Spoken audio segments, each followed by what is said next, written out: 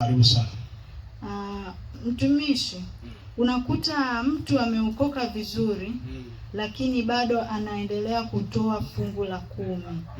Je, mtu huyo ni kwamba bado hajaifahamu kweli au inakuwaje?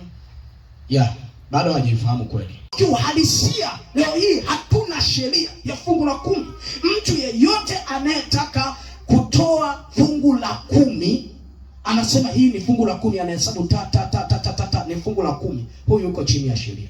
Kumbe wewe uliokoka, toa hata la 20, la 50, la 60, la 80, chochote ambacho moyo wako unakupa kupenda kutoa, mtolee Mungu pasipo kumpimia kipimo chochote. Wewe unatakiwa utoe kwa moyo wa ukunjufu.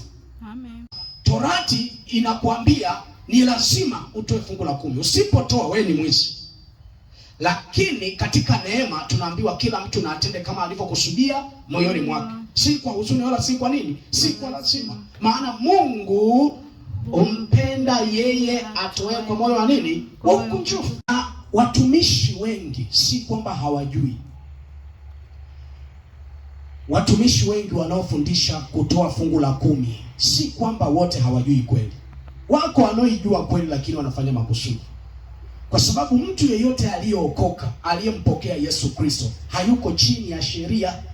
Yesu ameshamtoa kwenye sheria hii.